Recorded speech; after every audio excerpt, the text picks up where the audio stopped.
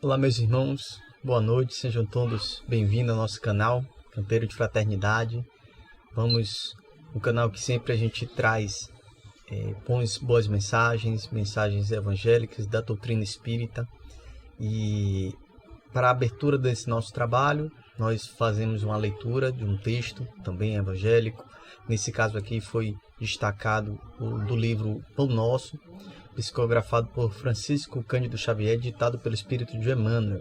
Em seguida, a gente passa a palavra à nossa palestrante da noite, Bruna Dantas, e por fim, nós finalizamos nosso trabalho com uma prece.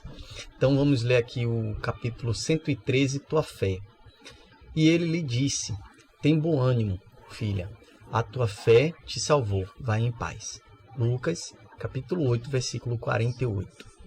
É importante observar que o Divino Mestre, após o benefício dispensado, sempre se reporta ao prodígio da fé, patrimônio sublime deles que o procuram. Diversas vezes ouvimos-lo na expressiva afirmação: a tua fé te salvou. Doentes do corpo e da alma, depois do alívio ou da cura, escutam a frase generosa: é que a vontade e a confiança do homem são poderosos fatores no desenvolvimento e iluminação da vida. O navegante sem rumo e que em nada confia, somente poderá atingir algum porto em virtude do jogo das forças sobre as quais se equilibra, desconhecendo, porém, de maneira absoluta o que lhe possa ocorrer. O enfermo, descrente da ação de todos os remédios, é o primeiro a trabalhar contra a própria segurança. O homem que se mostra desalentado em todas as coisas não deverá aguardar a cooperação útil de coisa alguma. As almas vazias embalde reclamam o quinhão de felicidade que o mundo lhes deve. As negações em que perambulam transformam-nas perante a vida em zonas de amortecimento, quais isoladores em eletricidade. Passa a corrente vitalizante, mas permanece insensíveis. Nos empreendimentos e necessidades de teu caminho, não te isoles nas posições negativas. Jesus pode tudo. Teus amigos verdadeiros farão o possível por ti. Contudo, nem o mestre, nem os companheiros realizarão em sentido integral a felicidade que ambicionas, sem um concurso de tua fé, porque também tu és filho do mesmo Deus, com as mesmas possibilidades de elevação.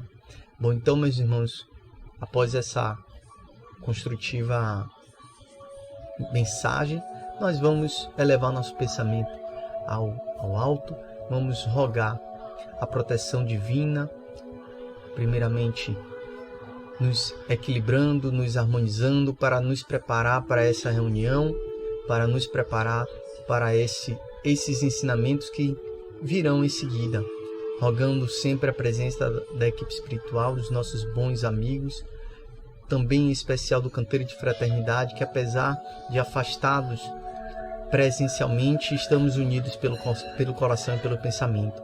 Então rogamos a ele a esses amigos, a essa equipe, que nos abençoe, que nos dê uma exposição tranquila, em paz, e que faça de nós instrumento da tua paz. E assim, mestre amigo, com a tua permissão, estamos iniciando o nosso trabalho doutrinário dessa noite. Que assim seja. Bem, agora com vocês, passo a palavra à nossa irmã Bruna Dantas, a quem cabe a exposição dessa noite. Que assim seja.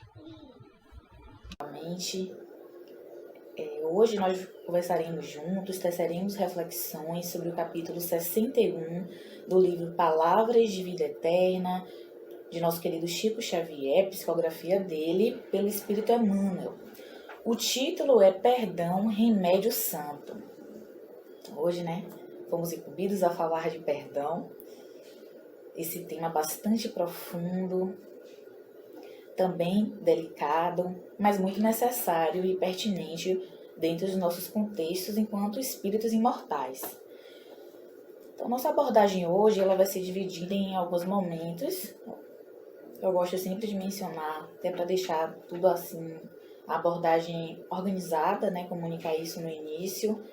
Então, vamos conversar primeiro, inicialmente, sobre o perdão, uma breve definição. Segundo momento, nós vamos falar sobre a dificuldade de perdoar. No terceiro momento, as consequências da mágoa, do ressentimento. Depois, a necessidade do perdão e como o Espiritismo ele nos auxilia nesse processo.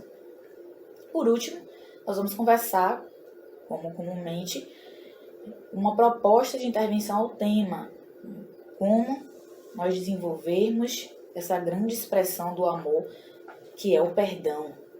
Então, vamos conversar juntos sobre isso, mas caminhando mais para o fim. Então, perdão. Perdão é essa mudança, podemos dizer, de sentimentos e atitudes em relação a alguém que nos magoa, alguém que nos machuca. E machucar, é fazer um mal a alguém. Principalmente porque a gente não sabe como é que aquilo vai reverberar na vida daquela pessoa, ou melhor, daquele ser. Porque a partir do momento que a gente nos vê e também vê o outro como um ser integral, principalmente como um espírito imortal, a gente tem muito mais cuidado ao se comportar e agir com as demais pessoas, e principalmente conosco mesmo. É bem interessante falar de perdão, não só no sentido de desculpar os outros, mas também de desculpar a nós mesmos. E a gente vai conversar sobre isso, nos tópicos subjacentes, mas vamos conversar sobre essas duas coisas dentro do conceito de perdão. É perdoar nós mesmos, nos desculpar e também perdoar e desculpar os outros. Então, como eu estava falando, essa noção de ver, essa noção que é uma vivência da consciência de espírito, é ver o outro como uma alma, o espírito ali encarnado. A gente é muito mais cuidadoso, porque como eu falei, a gente não sabe como é que as nossas ações elas vão impactar na vida daquela pessoa. Porque para muitos ofensores, aqueles que ofendem, aquilo não é nada.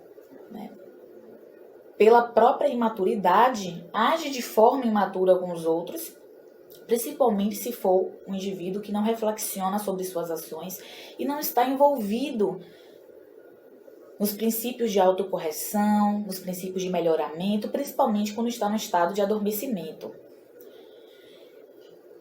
Pensa que não é nada aquilo que eu falei, ou aquilo que não falei, ou aquilo que fiz. Óbvio, com exceções. Tem gente que faz, sentimento de animosidade, de perversidade, de crueldade. Afinal, existem variadas ofensas, com graus diferenciados, graus mais leves ou medianos ou gravíssimos, como violências e perversidades das formas mais cruéis e inimagináveis possíveis. Então, como eu estava falando, a gente não sabe como é que aquilo vai impactar na vida do outro. Afinal, o outro não viajou de outras eras. E a gente não sabe qual é a construção daquela pessoa, daquele indivíduo, e se nós, com o nosso comportamento, nas nossas ofensas, nós estamos agravando conflitos que ali se encontram, que muitas vezes nós não sabemos que está ali na pessoa. Então é uma responsabilidade muito grande relacionar-se tanto com nós mesmos e principalmente com os outros, desde quando nós estamos na estrada evolutiva da existência como um todo. Então o outro é esse universo bastante insondável para nós e que tem ali coisas, conflitos, questões pessoais e íntimas de cada um, e que nós podemos estar contribuindo com esse processo, com os nossos comportamentos, com as nossas ações. E aquilo que é feito ao outro impacta na vida da outra pessoa e pode impactar toda uma existência, a depender de como é que foi aquilo, aquela violação, podemos dizer, aquela entrada violenta no mundo do outro, machucando, magoando. Você pode estar auxiliando, a pessoa fica com a mente, até com a saúde mental comprometida durante toda uma vida e até em outras também.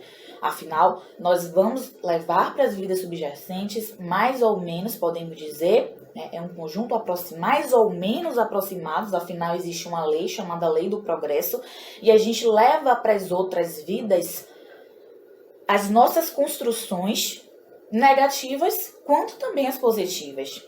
E as negativas, principalmente, que ficam como marcas ali no nosso inconsciente, quando não devidamente tratadas e corrigidas.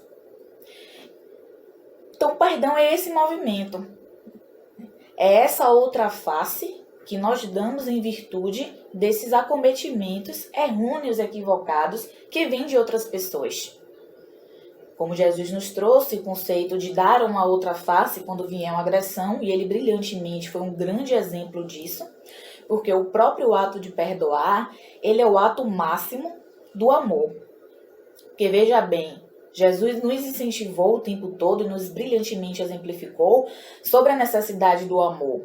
Ame, ame, ame, e principalmente ame aquele que te machuca.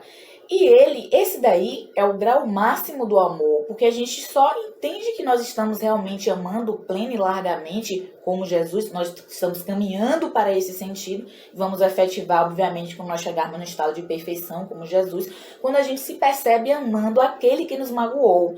Não foi à toa que Jesus falou ame, ame, ame, ame, ame, e no seu último momento de vida física aqui na terra, lá na cruz, magoado, foi humilhado, sofreu várias agressões bastante cruéis, ele simplesmente diz: Pai, perdoa.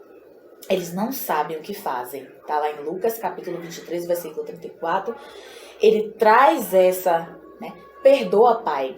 Então, Jesus deu esse testemunho no final, como que ele, que foi a personificação do amor, naquele momento da sua morte física, do sofrimento que antecedeu a sua morte física, ele que foi a personificação do amor, faz assim, olha, o amor é isso aqui, ame, ame, ame, ame, chegamos ao fim. O fim da escala do amor. Ame aquele a quem te magoou brutalmente, agressivamente, com grande hostilidade, que lhe humilhou, que você desceu ali, foi lá embaixo, podemos dizer, no sentido de sentir-se mal, sentir-se depreciado, sentir-se no chão, que a gente fala, numa escala, se sentisse muito mal, porque isso fere muito com o nosso amor próprio, é um incentivo a atingir a nossa dignidade, por estar ferindo a minha dignidade ali, essa sua provocação, esse ferimento. Nós podemos continuar, obviamente, dignos sempre, porque existe esse atentado a nosso amor próprio, a nossa dignidade, com o processo de você ser magoado e ser ferido, mas a gente nunca pode perdê-la, e é justamente esse o desafio que o perdão traz.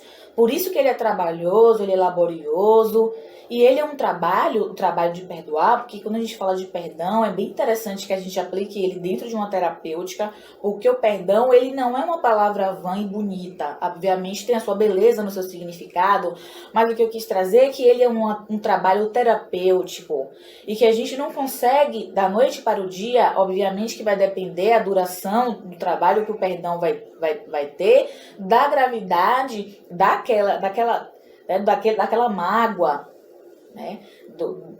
da gravidade do acontecimento. Até porque a mágoa é esse ressentir, é esse lugar sombrio, podemos dizer, de tristeza e amargura, que vira e mexe fica ali, a mágoa, aquele dissabor, aquela amargura, como traz o próprio significado dela própria, fica ali e você ressente, vira e mexe, ela fica acusando que ela tá ali. Isso é o ressentir, quando você ressente tudo aquilo, o ressentimento, mágoa, que são palavras com significados bastante próximos, caminhando juntos, caminhando juntas essas palavras. E tem aquele, o ressentimento que está ali abrigado no inconsciente, que muitas vezes nós dizemos, na nível consciente, que nós não temos, mas eu já perdoei, eu nem me lembro mais, mas quem disse, como a própria Joana traz no seu livro Autodescobrimento, o ressentimento muitas vezes está abrigado nos refolhos, nos grandes refolhos do inconsciente. E aí é bastante perigoso, principalmente quando ele está escondido, né?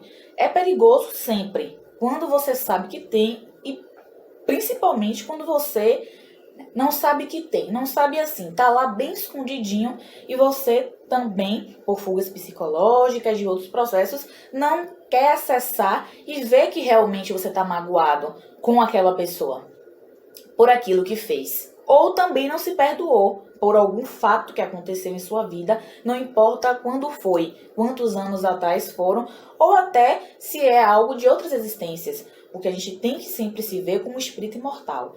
Então, muitas coisas, obviamente, né? Todo o nosso comportamento, ele traz as marcas do passado. Obviamente, as coisas que já foram superadas, mas todos os acontecimentos do passado que não foram devidamente tratados, trabalhados pelas condições e circunstâncias, estão em nós, que é os sentimentos de culpa, que originam também complexos de inferioridade, muitas outras mazelas, muitos outros conteúdos perturbadores no inconsciente, que justificam muitos comportamentos nossos do presente, depressivos, comportamentos bastante, delicados, que alteram a nossa qualidade de vida, a perda de sentido existencial, pode morar, como Joana traz, nessa melancolia, nessa frustração da existência por expectativas e decepções graves de um passado distante e que também podem encontrar causa nessa própria existência. Percebe como a mágoa, como o ressentimento e o ato também, não só com os outros, com nós mesmos, ele vai reverberar de uma forma muito profunda nos cabedais íntimos de nós, espíritos imortais.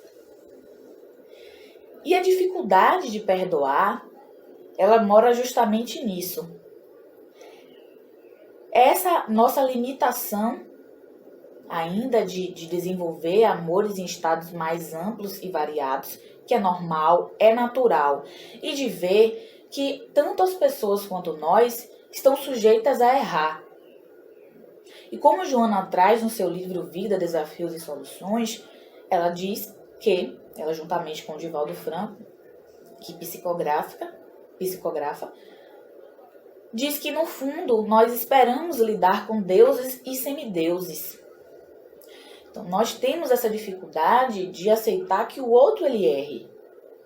De preferência a gente prefere que ninguém erre. Obviamente, errar não é uma coisa que se degusta, como se come chocolate ou outra comida do gosto de cada um. Errar não é delicioso. Ver que se errou, ver que aquele erro impactou negativamente na sua vida, na vida do outro, e principalmente quando alguém faz com você e aquilo, como eu tinha falado, marca você por toda uma existência, porque é algo grave, não é algo simples, não é fácil.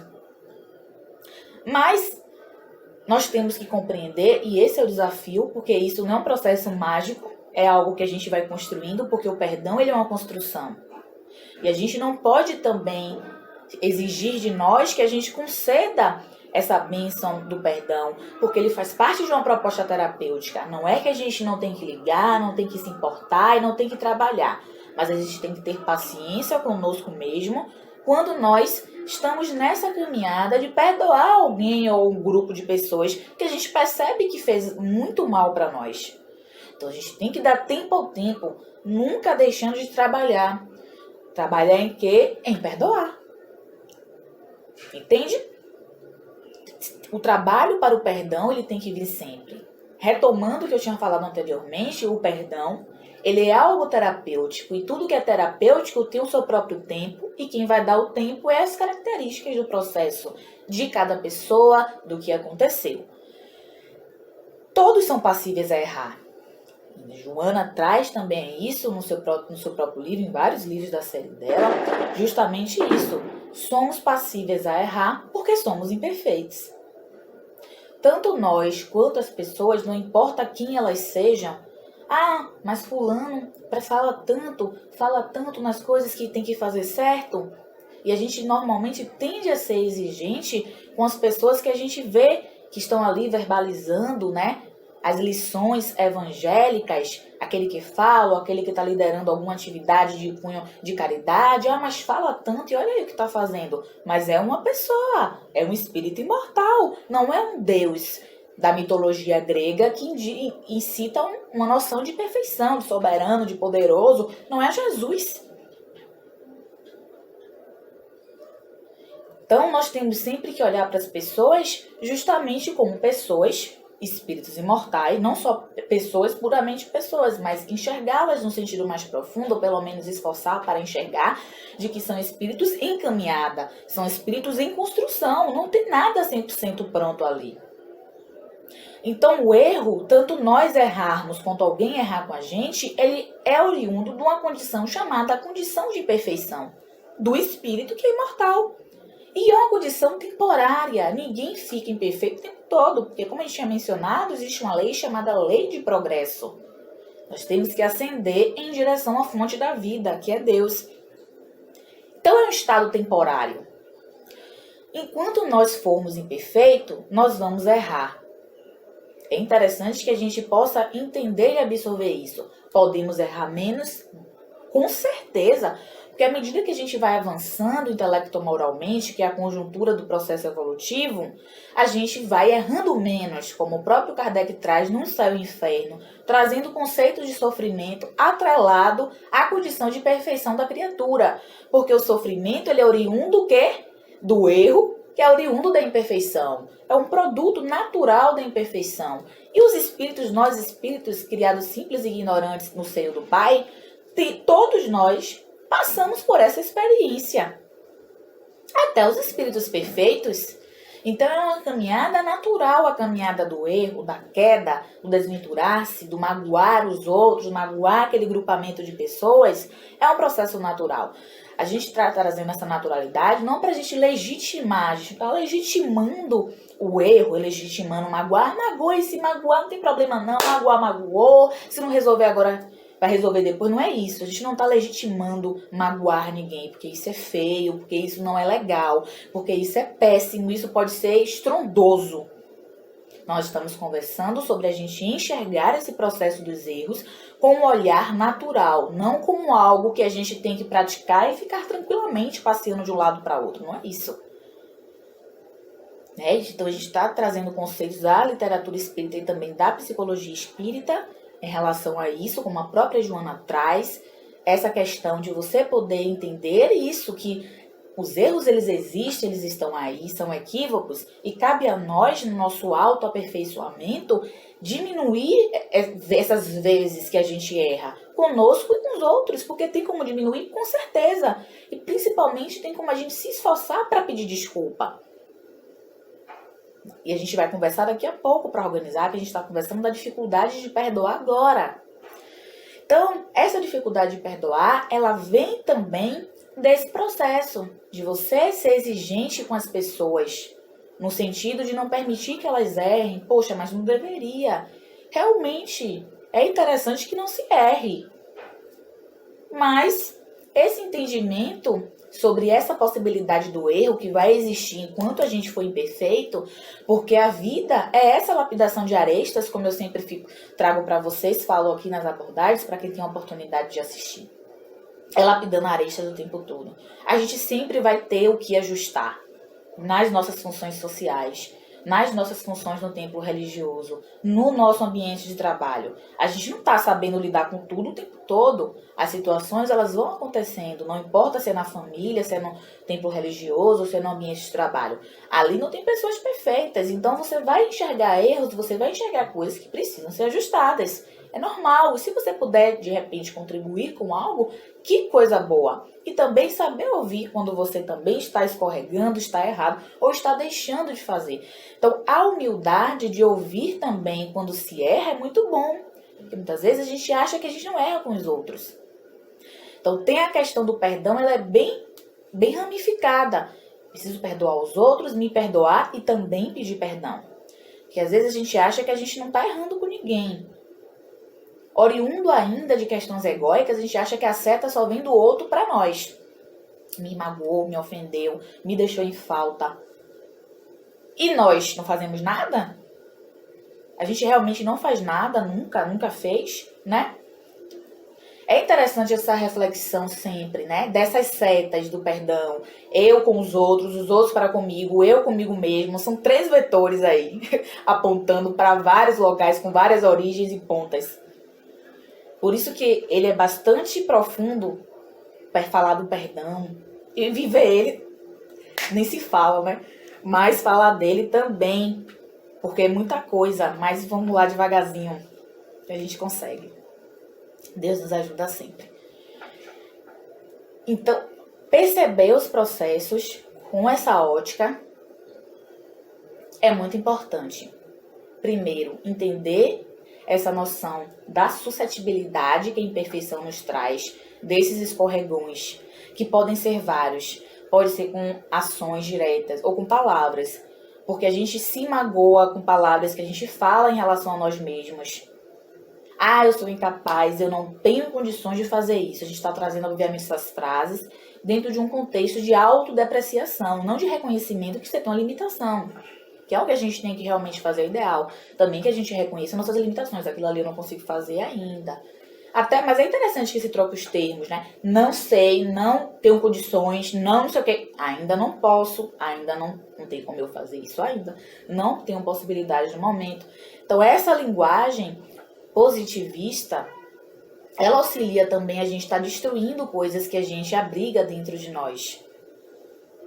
Então a gente pode magoar as pessoas, como eu estava falando, com ações, com palavras, a nós, como eu falei, aos outros também, com críticas, porque aquele que critica demais, ele tem um olhar muito aguçado de procurar os defeitos dos outros. Porque no fundo, aquele que critica negativamente, estamos falando de crítica destrutiva, ele não está aceitando a pessoa.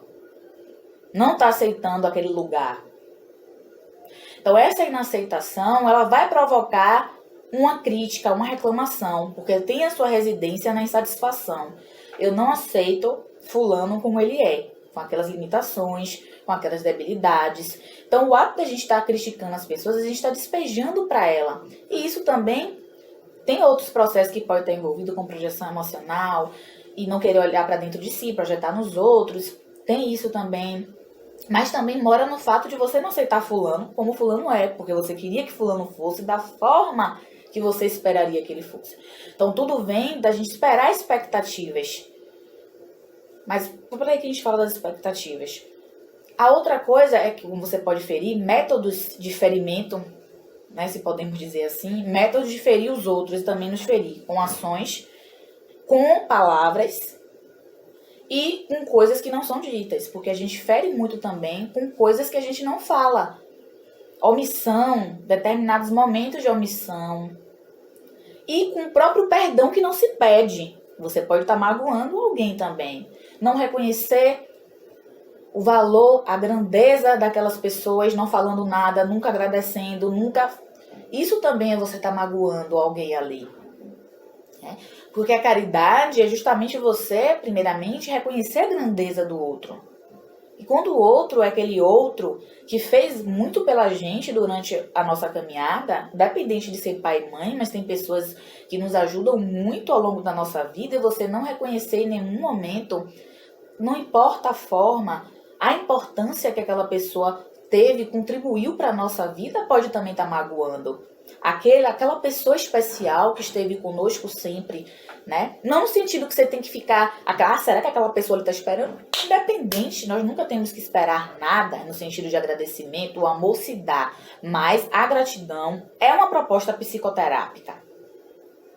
E agradecer eleva a alma, como Joana traz no seu livro A Psicologia da Gratidão. Então não é porque, não vou agradecer nunca, porque a gente não tem que ficar esperando que ninguém queira nada em troca. A terapêutica da gratidão, ela desenvolve a humildade em nós. Ela é necessária, ela entra em ressonância com o campo supracósmico do universo, que é Deus. Temos que ser gratos e agradecer a Deus. Se for o caso, como tinha pontuado, as pessoas. Então, ser grato possibilita que a gente desenvolva vários recursos psicológicos muito importantes na nossa caminhada. Então, eu estava falando sobre os métodos de magoar e de machucar. E falando da expectativa, então essa criação de expectativa ela tem que ser moderada. Então a gente precisa dar ao outro o direito dele ser quem é. A gente precisa dar ao outro e a gente mesmo. Vamos falar devagar, eu sempre falo isso, né? Porque fica várias coisas assim na cabeça. Então a gente precisa dar ao outro esse direito que é dele de ser quem ele é. Então, se ele tem limitações, nós temos que compreender. Nós também temos as nossas. Ah, mas é para ali, ó, que situação ali. Realmente, tem coisas que são duríssimas da gente viver, da gente avaliar. Principalmente quando a gente percebe que o outro não procura se melhorar, porque tem muito disso. É uma questão de adormecimento em alguns casos, mas em outros é uma questão de negligência. Existe uma palavra chamada negligência. É quando você está vendo que você precisa melhorar, que você pode, deve, tem condições, e você simplesmente não faz isso, porque prefere ficar na paralisia. Isso acontece bastante. A pessoa está ali, vislumbrando as oportunidades de crescimento, já teve e Deus está colocando ali e você ignora aquilo. Acontece, a gente pode se injuriar, se indignar, principalmente quando são pessoas do nosso convívio mais direto, no sentido de seres familiares. Mas fazer o quê? Então, essa moderação das expectativas, não é esperar nada de ninguém, nada de nada. Radicalismos são sempre perigosos. Então, a gente tem que moderar essas expectativas nos outros, porque os outros têm um caminhar deles. E a gente não sabe quais foram as variáveis que estavam na vida daquela pessoa antes de conhecer a gente ou as variáveis do passado. Independente disso, temos que respeitar. Sempre. Dar ao outro o direito de se perder, para depois se encontrar. Afinal, o filho pródigo sempre retorna para a casa do pai.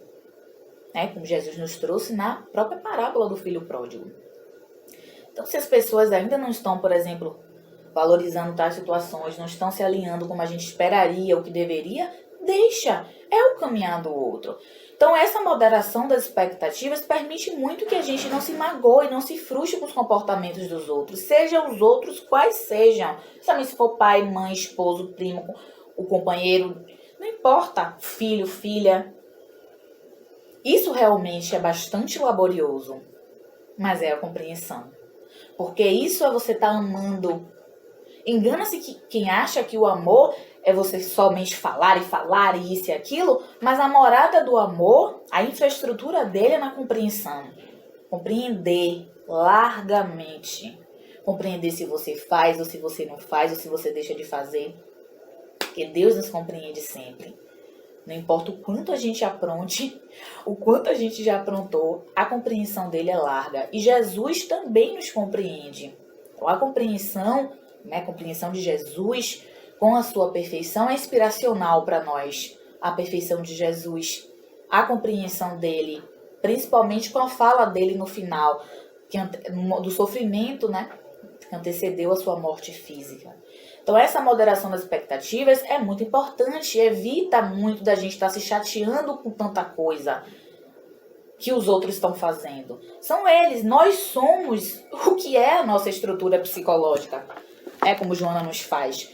Então, a gente vai falar também e agir de acordo com o nosso nível de consciência. E em relação a nós mesmos, nós também temos esse cuidado de não nos embaraçarmos no que a gente é e no que a gente queria ser. Porque isso é uma fonte de conflitos e a gente não se perdoa muitas vezes em relação a isso. A gente se cobra e se exige que a gente tem que ser assim, que a gente tem que fazer assado, mas eu tenho que fazer isso aqui. E nós esquecemos muitas vezes de dar tempo para nós, porque nós temos nosso próprio processo. Não é ficar parado, trabalhar sempre, o tempo inteiro. Trabalhar em que sentido? Todos os sentidos. Trabalhar comigo mesmo, incansavelmente, diariamente, no sentido do meu autoburilamento, e trabalhar para a coletividade. Esse movimento, que é um movimento bilateral, esse trabalho deve ser contínuo, mas eu preciso ter paciência comigo mesmo, não querer ficar me cristificando em uma existência só. Obviamente que Jesus é sempre a nossa inspiração e Ele é sempre o nosso modelo. Nós temos que inspirar sempre nele, estou deixando bem claro isso, mas no sentido de exigir de nós já algo que a gente no momento não tem condições de dar. E isso ajuda muito a gente a se perdoar quando a gente se sente culpado por coisas que a gente não consegue fazer ainda. Por coisas que a gente não consegue dar conta ou resolver determinada demanda emocional. Então, essa dificuldade em perdoar que a gente estava conversando aqui, ela vem justamente dessa limitação nossa ainda de não nos vermos como esses seres integrais e ver também as pessoas e criação dessas expectativas, querendo lidar com pessoas perfeitas, não querendo que as pessoas errem nunca. Como tinha falado, para finalizar esse tópico, é interessante mesmo que não se erre tanto. O objetivo é esse da evolução, é a perfeição, e a perfeição não existe erros e equívocos. A perfeição é mergulho na essência do amor pleno. Então, tudo que você fala, pensa e faz é amor. Você está construindo sempre. O erro é da imperfeição. Quem é perfeito não erra, por conseguinte, nessa proposição lógica. Agora a gente vai conversar sobre as consequências da mágoa. A mágoa, ela tem várias consequências dentro de nós. Vários processos acontecem, como a própria Joana nos fala, que ela reverbera de uma forma extremamente negativa dentro do nosso ser, dentro dos refolhos mais íntimos de nós mesmos, e pode trazer várias consequências prejudiciais. Primeiro, mora no pensamento. Ela traz o conceito de mágoa como uma raiva que não foi trabalhada, como uma raiva que não foi expressa, e principalmente como ela fala, era para eu te pagar, era para eu dar o revide, principalmente quando você não revida de forma alguma. Então você não trabalha aquele sentimento, como Joana fala, aquele de revidar, mas não revidei, não trabalhei aquele sentimento, não foi trabalhado aquele sentimento de raiva, de indignação, que pode evoluir bastante para ódio. São casos bastante graves, com faltas gravíssimas, e como eu tinha começado inicialmente, tem vários tipos de faltas que se comete com outra pessoa, principalmente aquelas que existem violências absurdas ali envolvidas, atos de perversidade e crueldade muito grande, que requer daquela pessoa que sofreu aquele processo, aquele ser, aquela alma, um profundo trabalho de desvincular-se daquela situação. E a mágoa, ela pode desemparelhar vários tipos de regiões, né, da nossa mente, provocando vários tipos de distonias gástricas, obviamente mentais, que vai desorganizar o físico.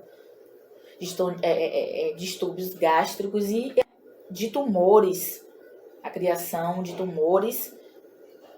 Segundo ela, todo aquele pensamento de raiva, um pensamento de insatisfação, de inaceitação daquilo que aconteceu, a depender do que é, do que foi, quanto tempo, age na nossa consciência celular, interfere no seu próprio processo de mitose, dando origem à criação de várias células alteradas daquele tecido, daquela região do seu organismo.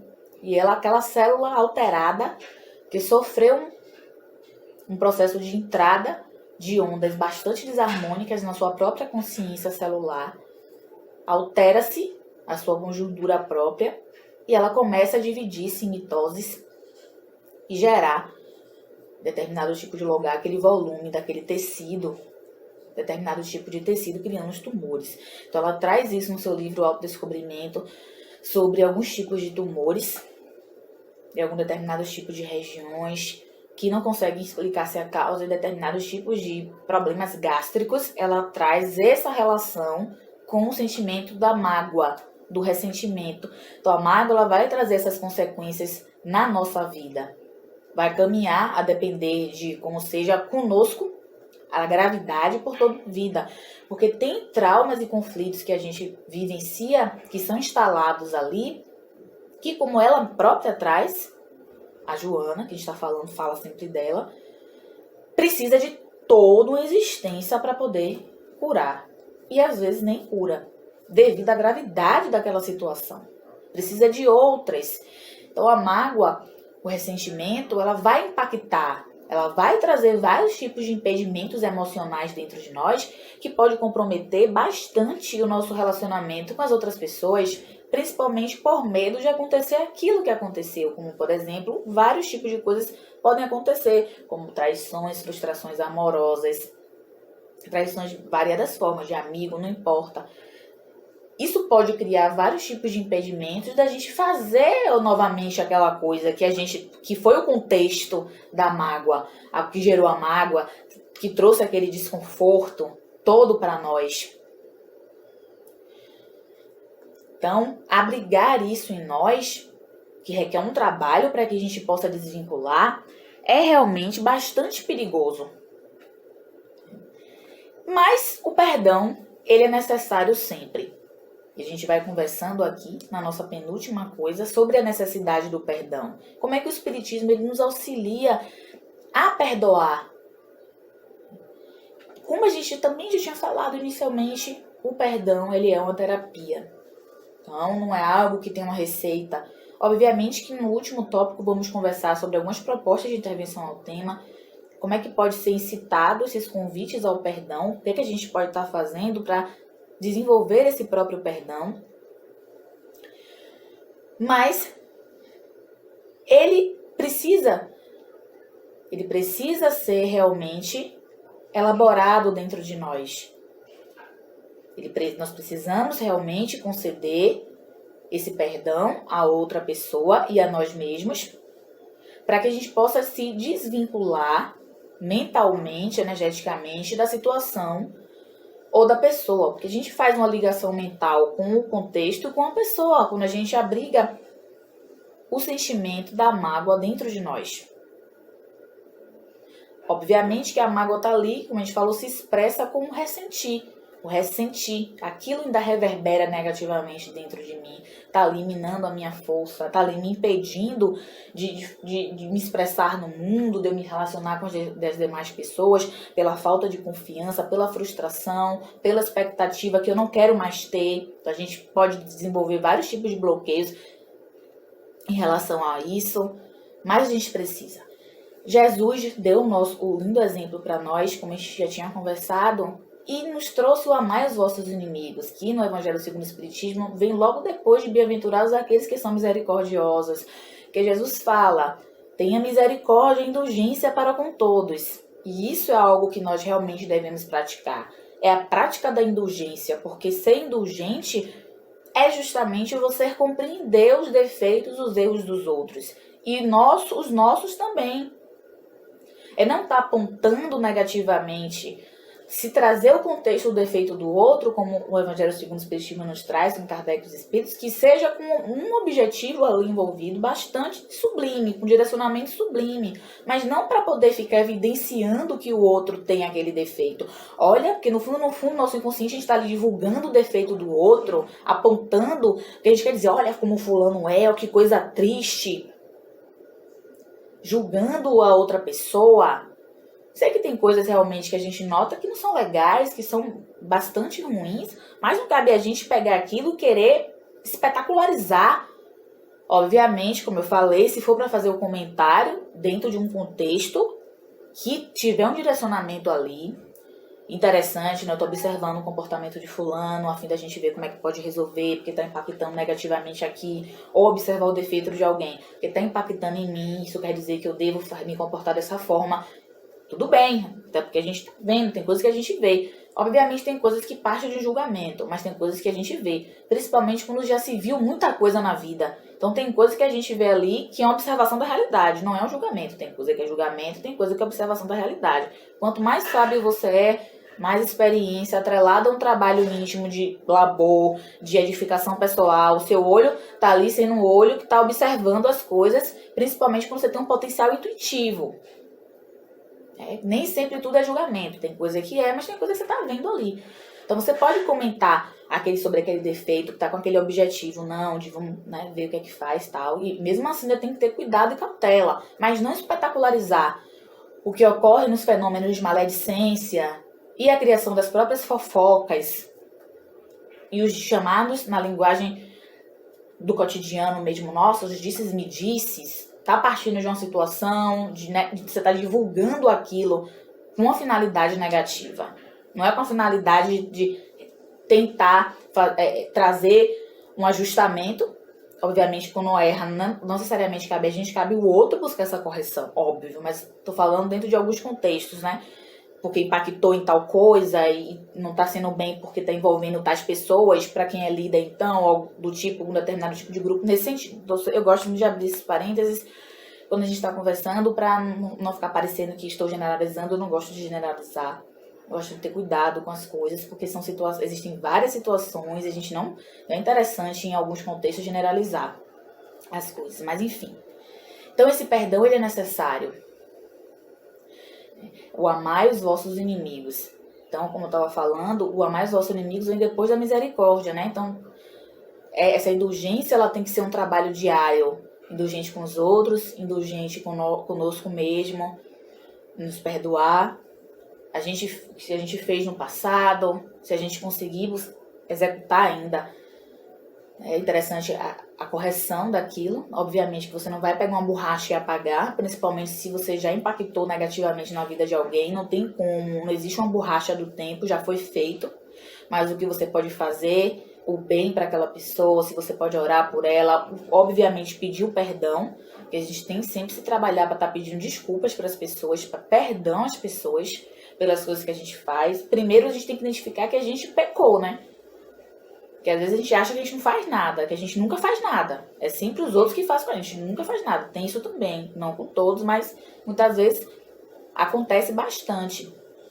Então, se perdoar pelo que a gente foi, poxa, mas eu deveria ter feito isso na minha vida, mas eu deveria ter feito tal coisa, eu não deveria não ter feito tal coisa, tudo bem. Poderia ser diferente. Mas o leite já foi derramado, mas foi o que eu consegui ser naquele momento.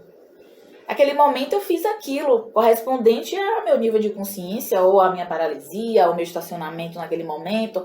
Mas já passou e a gente tem que buscar ressignificar aquilo que aconteceu. Que ressignificar a própria palavra, ela já vai induzindo você a perceber o significado dela e dar outro significado àquelas coisas lá. Ah, mas eu deixei de fazer, mas isso e isso. Bem, foi o que eu consegui ser no momento, foi o que deu. Eu me desculpo por isso, mas eu tenho que trabalhar incessantemente para melhorar. E se eu tentar fazer alguma coisa para não que o tempo que foi perdido, eu vou pegar aquele tempo de volta. Mas se eu vou trabalhar incessantemente, se eu conseguir me corrigir de alguma forma, eu vou continuar fazendo esse processo e ter essa misericórdia para conosco e para com os outros. No sentido de amar os vossos inimigos, como Jesus nos traz, né? Como eu falei, ele fala, seja indulgente. E bem-aventurados que são misericordiosos. Aí no capítulo posterior, amar os vossos inimigos, é como Kardec e os Espíritos, né, trazendo o contexto de Jesus, como Jesus quis nos dizer, beleza, seja indulgente sempre, mas finalmente no topo lá da indulgência, seja com aquele que te faz um mal, seja ele qual mal for. Interessante que ele fala do esquecimento das ofensas, não é que você tem que esquecer aquilo, porque a memória tem o seu próprio departamento. Necessariamente eu vou esquecer aquele acontecimento. O departamento de memória armazena as lembranças daquilo que aconteceu. São determinados tipos de mecanismos que nós temos enquanto espíritos nos nossos departamentos mentais. Mas quando Jesus nos traz, a gente pode entender o esquecimento de um desvinculamento daquilo que aconteceu. Vou me desligar daquele acontecimento infeliz, no sentido de conceder esse perdão, ter outro sentimento com relação ao ofensor. Que sentimento? Não sentir raiva dele, não sentir vontade de agredi-lo, de fazê-lo mal. Não é achar delicioso o que ele me fez. Mas, como Jesus nos traz, esqueça a ofensa, desligue-se daquele fato. Obviamente é um trabalho. Como a gente já tinha conversado, não é uma mágica. Vou me desligar, me desliguei. Ele está falando pra gente amar os nossos inimigos. Trabalhe-se, podemos entender, né? Podemos entender tudo que Jesus fala de várias formas, né? Várias formas construtivas, no caso. Podemos entender assim, desligue-se, desvincule-se mentalmente, energeticamente daquilo que te aconteceu. Desligue-se negativamente daquela pessoa. Ame ela. Em que sentido? Kardec esclarece. No sentido, eu vou chamar ela para tomar um café aqui comigo, para ficar na minha casa. Não é isso. Kardec esclarece. Quando Jesus nos traz o conceito de amor, no sentido de não desejo mal, se estiver precisando algum dia de você, estenda a mão e deseje o bem. Não faça nenhum mal, esteja ali. Se ele precisar de alguma coisa algum dia, faça o bem. E pronto. basicamente. Perdoe, desvincule-se disso, não deseje o mal para aquela pessoa. É porque Kardec esclarece que não tem como você desenvolver um relacionamento de confiança onde não existe aquela confiança. Onde aquela pessoa fez aquele mal para você, não tem como você tratar. Se aquilo te magoou profundamente, né? Ele traz isso, que é a franqueza mesmo do que você está sentindo, que tem pessoas que dão perdão pela boca, mas o coração não perdoou.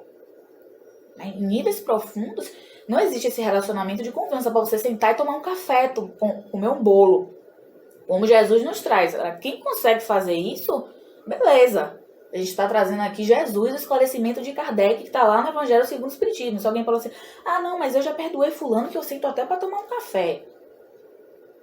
Tá? A gente está conversando do incentivo que Jesus nos traz, da gente entender que quando ele fala assim, ame os inimigos, ele não está querendo dizer você tem que obrigatoriamente sentar para tomar um café com a pessoa. Porque se você não sentar para tomar um café com a pessoa, quer dizer que você não perdoou a pessoa. A gente está esclarecendo isso. Quem faz isso, verdadeiramente perdoou e consegue fazer isso, aqui, deixa essa situação aqui da pessoa, beleza.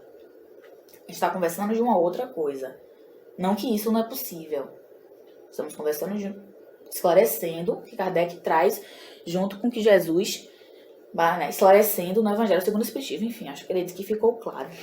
Então, o perdão, ele é necessário. E a gente purifica nossas paisagens psicológicas, ganha saúde mental e física.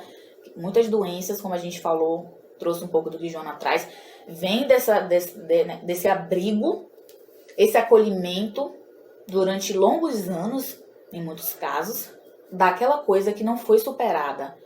Daquela situação que me magoou muito, que eu acho que eu já superei. Mas não. E a própria Joana, que a gente referencia aqui ela, não tô falando dela de novo, ela nos traz que pra gente, é interessante que a gente dissolva, mas eu tô chateado, chore. Ela aconselha que aconteça essa liberação da raiva, que você chore mesmo, que você grite, que você libere. Mas não deveria ter feito isso. E ela fala que se você não puder falar isso pra pessoa, isso me magoou, me machucou muito, e você vai e chore mesmo, e fale. Ou seja, ela disse, libere aquela raiva.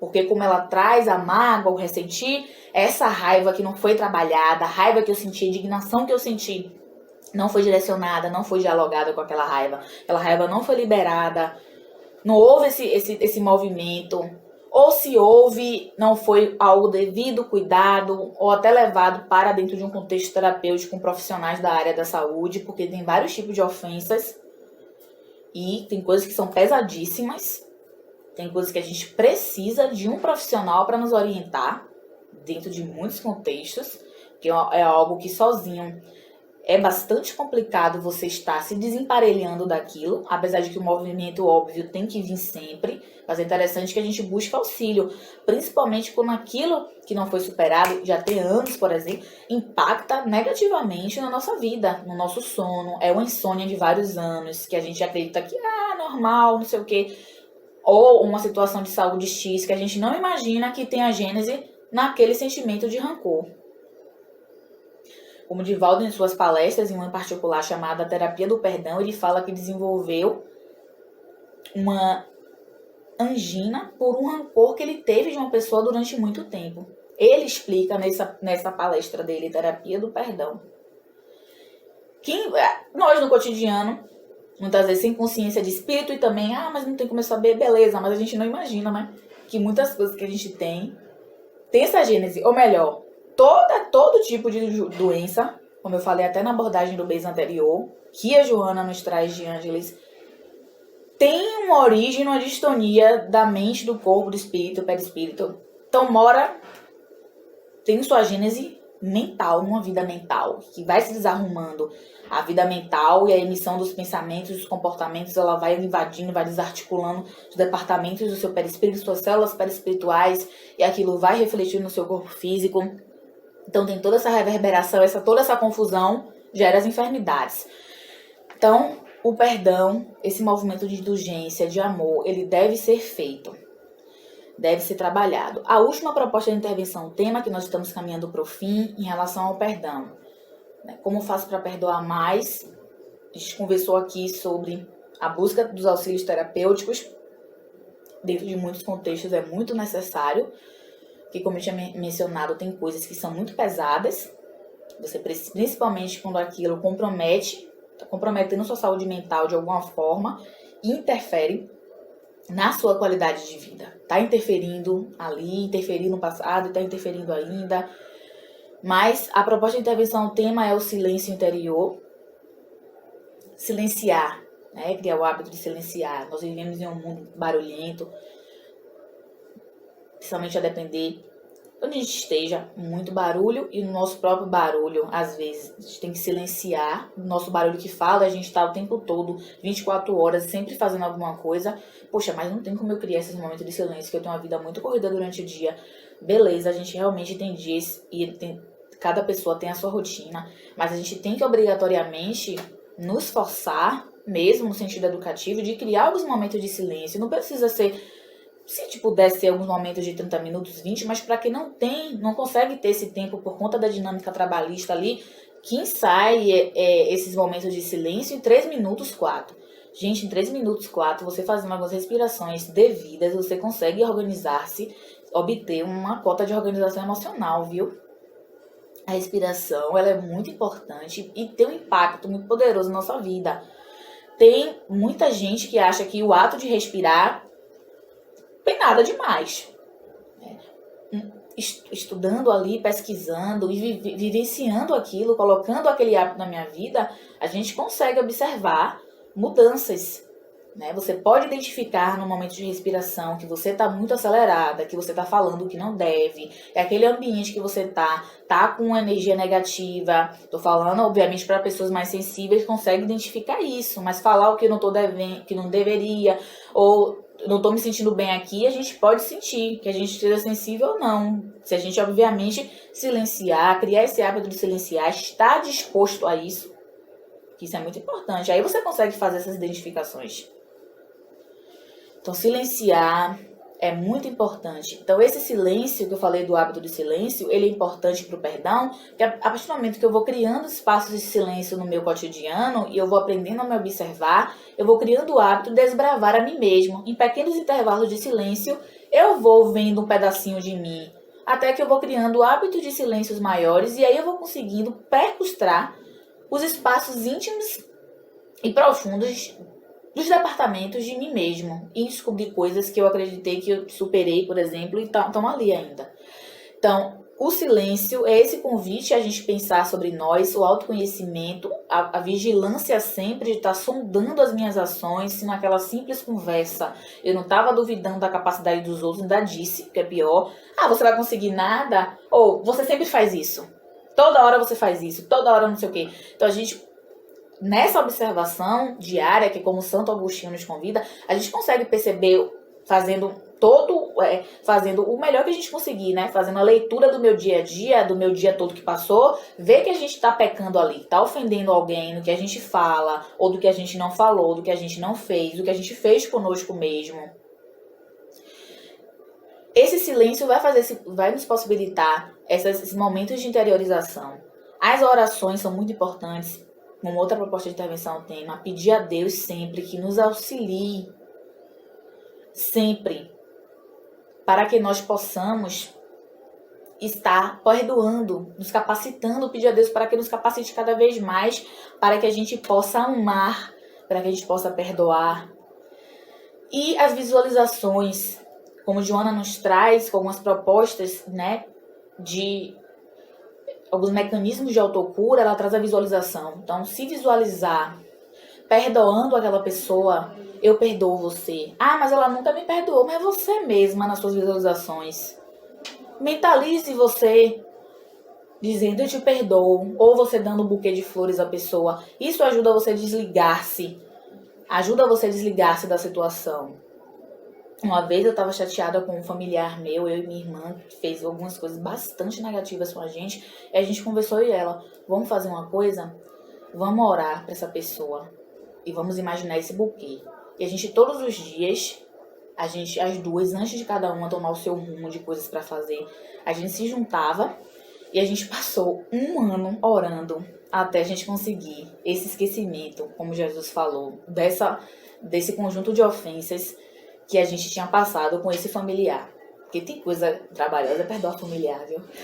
Perdoar, de uma forma geral, é laborioso, né? Mas familiar, que a gente espera que não tenha tal comportamento, mas é uma pessoa que pode se equivocar. E a gente também pode. É natural, como a gente estava conversando, né? Que é bonito, lindo, maravilhoso, a gente vai soltar fogos. Mas fazer o quê, né? E aí a gente passou um ano orando e a gente conseguiu. A gente sentiu que a gente perdoou de fato essa pessoa, eu e ela. A gente trocou esse feedback. Então, a gente fez a oração e a visualização e ajudou muito. Então, é um elemento que a gente pode estar utilizando. E a última coisa que eu tenho para falar para vocês, de proposta de intervenção ao tema, é o Ho'oponopono. E muitos de vocês devem conhecer, possivelmente.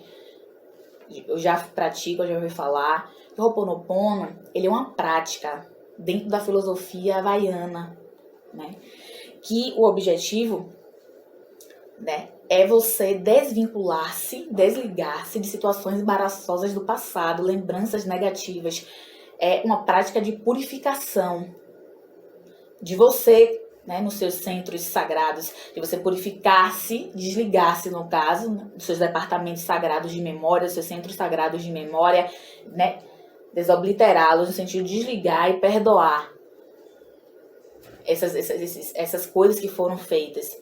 Ela está estruturada em quatro frases que conhecidas de vocês, né? Eu sinto muito, me perdoo, sou grata, eu te amo.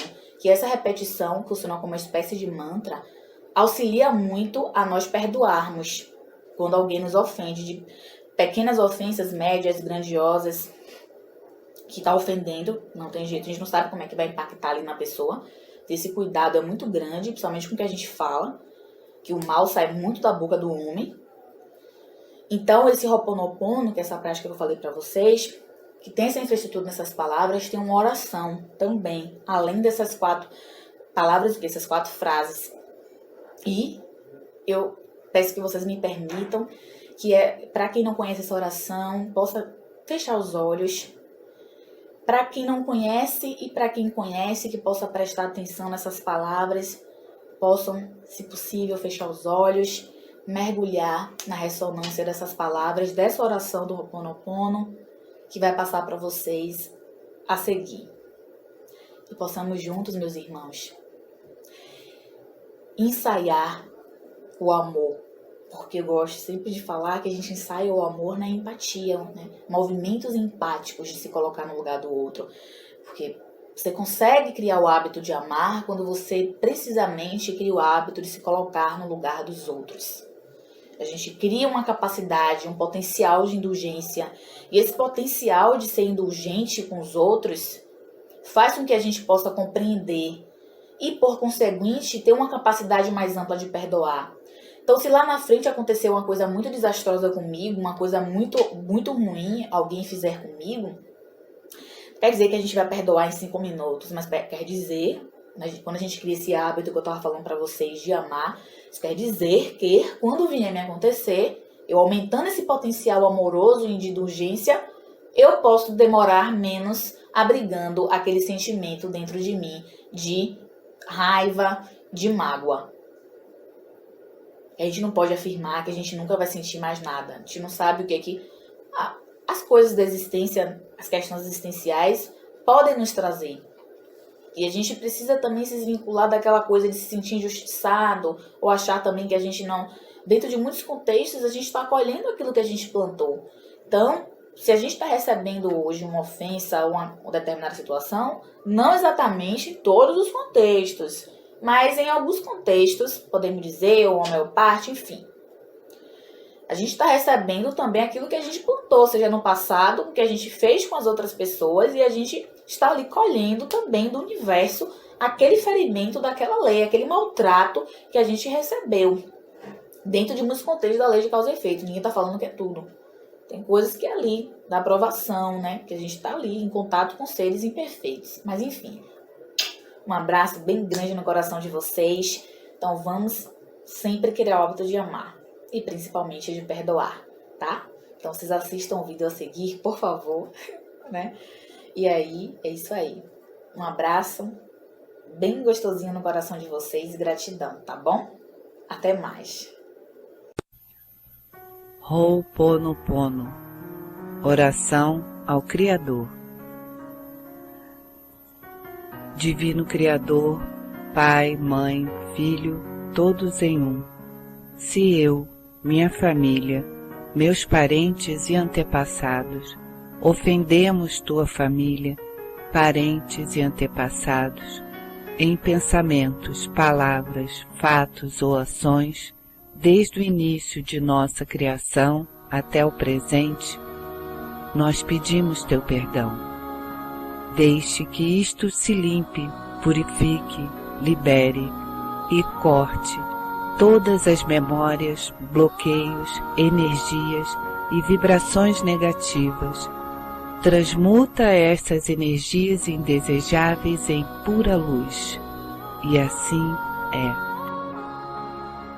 Para limpar meu subconsciente de toda a carga emocional armazenada nele, digo uma e outra vez durante o meu dia as palavras-chave do Ho'oponopono. Eu sinto muito, me perdoa, obrigado, eu te amo. Me declaro em paz com todas as pessoas da Terra e com quem tenho dívidas pendentes, por esse instante em seu tempo, por tudo que não me agrada de minha presente vida. Eu sinto muito, me perdoa, obrigado, eu te amo. Eu libero todos aqueles de quem acredito estar recebendo danos e maus tratos, porque simplesmente me devolvem o que eu os fiz antes, em alguma vida passada. Eu sinto muito, me perdoa, obrigado, eu te amo. Ainda que me seja difícil perdoar alguém, eu sou quem pede perdão a esse alguém agora. Por esse instante, em todo o tempo, por tudo que não me agrada de minha vida presente, eu sinto muito, me perdoa, obrigado, eu te amo.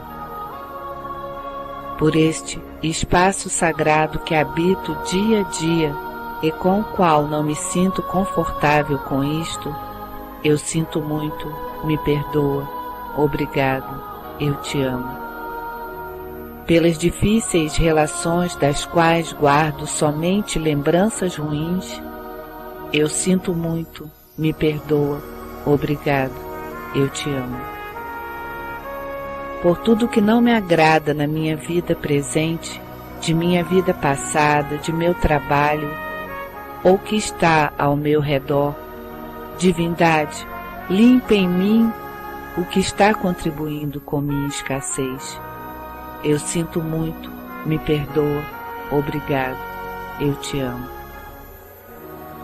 Se meu corpo físico experimenta ansiedade, preocupação, culpa, medo, tristeza, dor, pronuncio e penso, minhas memórias, eu te amo. Estou agradecida pela oportunidade de libertá-los a vocês e a mim. Eu sinto muito, me perdoa, obrigado, eu te amo. Neste momento afirmo que eu te amo. Penso em minha saúde emocional e na de todos os meus seres amados. Te amo. Para minhas necessidades e para aprender a esperar sem ansiedade, sem medo. Reconheço as memórias aqui. Sinto muito, te amo. Minha contribuição para a cura da Terra. Amada Mãe Terra, que és quem eu sou, se eu, minha família, meus parentes e antepassados, te maltratamos com pensamentos, palavras, fatos e ações, desde o início de nossa criação até o presente, eu peço teu perdão. Deixa que isto se limpe, purifique, libere e corte todas as memórias, bloqueios, energias e vibrações negativas. Transmuta estas energias indesejáveis em pura luz. E assim é. Para concluir, faço de teu conhecimento que este áudio é minha contribuição à tua saúde emocional, que é a mesma minha. Então, esteja bem, e na medida que tu vais te curando, eu te digo que eu sinto muito pelas memórias de dor que compartilho contigo. Te peço perdão por unir meu caminho a ti para curar, e te dou graças porque estás aqui por mim, e eu te amo por ser quem és.